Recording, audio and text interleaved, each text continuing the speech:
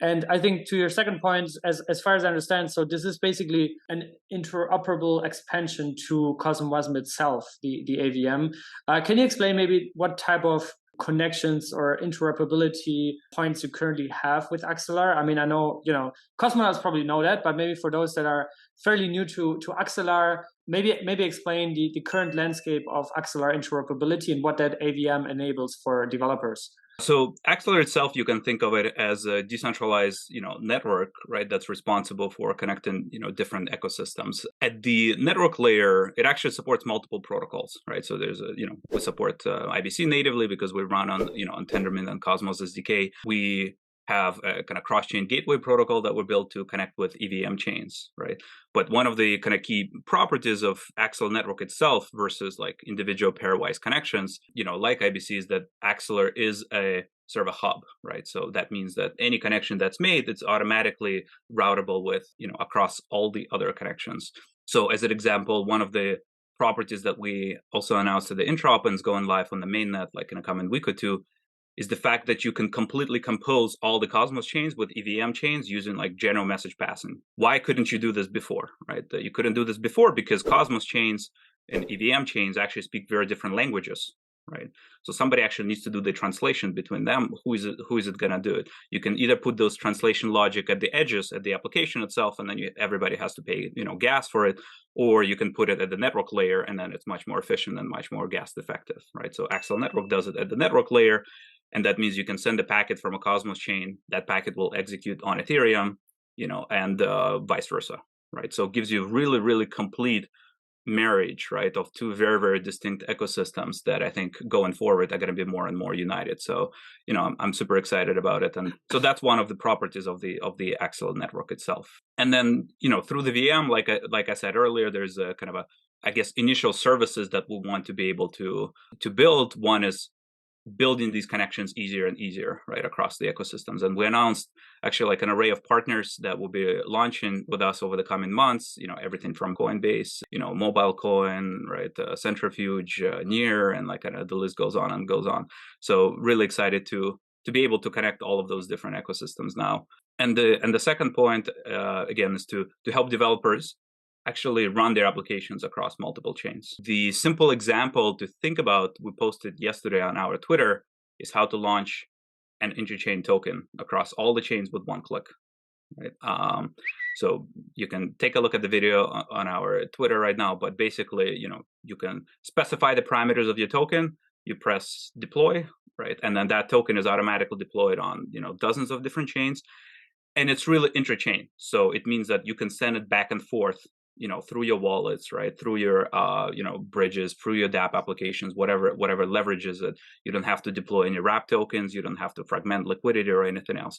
And so that's the type of experience that we're going after at the end of the day, is that as a developer, you can say, okay, this is my application. I want to ship it across all these ecosystems, still have it connected, and enable very simple user experiences that can interact with it. I see sometimes people are reducing Axelar to a bridge, right? And whenever you hear bridge, we all have PTSD, right? Bridges just have a date when they get exploited, right? So can you talk a little bit about how Axelar is different, how you guys mitigate, just in general, before I ask you about Cosmos specifically, because there's also a lot of kind of dependencies on Axelar liquidity, Axelar bridge liquidity in Cosmos specifically, since you guys are also the canonical bridge basically for Cosmos, Osmosis specifically. So can you explain maybe on a higher level, like how do you guys mitigate? What are the risk assumptions? How do you mitigate the risk of kind of like being exploited or withstanding that? I mean, security is a complicated topic, right? And I think the right way to think about it is think about it full stack, meaning like it's not just about your protocol, it's not about some kind of a software implementation, but it's really, really full stack. And that's the approach that we've been taking. So at the core networking layer, Everything is powered by proof of stake consensus. It's decentralized, it's secure. We actually implement things like quadratic voting to reduce stake of validators that concentrate on the network, to not give them a lot of power. But starting with a decentralized, protocol consensus that anybody can audit, anybody can take a look at, anybody can participate is the base. On top of it, no matter what protocol, you're talking with, IBC, Axelar, or anything else, you have to build a pipeline of engineering practices, right, to make sure you don't have vulnerabilities. The reality is that most of the things that have been exploited in the space, not there because of the model, but because of engineering mistakes that have been made along the way. So how do you mitigate those things? And, and we've seen those things over and over in all kinds of protocols, right? Like IBC had a bug last week that, was thankfully patched, kind of thanks to the coordinated effort. So those things are inevitable. You have to think about them in advance, right? So how do you do that? You have to have audits. We've done over 30 audits, spent like millions of dollars on them on the network layer, right? You have to have bug bounties. So we run like a multi-million-dollar bug bounty where if, a developer or a white hacker can find something, they can commit, they can disclose it to us, they get paid, it gets patched, the network continues. You have to have testing, right? Like no matter how many audits or things like that you do, you have to have unit tests, you have to have end-to-end tests. All kinds of practices that have been deployed throughout the software industry, you have to apply it to the blockchain space itself. So that's the second layer.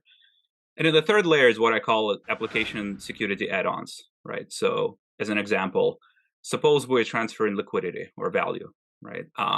Most of the time, if you're transferring certain volumes of value, you don't need to allow the protocol layer arbitrary transfers of hundreds of thousands of millions of dollars, right? Like there's no such thing. So most of the time, you can actually put like rate limits on the value transfer per day, per hour, per month, whatever your granularity is. And so that's what I call as like application security add-on, right? It's specific to this application. For the value transfer, you can put things like rate limits so that in the worst case, when the underlying protocol or the network like has a vulnerability, your damages are mitigated. And then, if there is a damage, then there's like an insurance fund that can come in, but actually fill it in, right? It's not a $600 million hole or anything even close to that. So that's how we think about it. And so at the application layer, Axelar, I think we were one of the first networks to implement rate limits for IBC itself. We were one of the first, I think, protocols to implement rate limits for EVM chains that we all connect. And so these sort of firewalls and gates are across the whole stack end to end, right? And so that's how I think about it, because no matter what protocol you use, no matter how decentralized secure light client is, you have to think about the worst case, and you have to think about the full stack approach, and that's how we've been handling it. Yeah.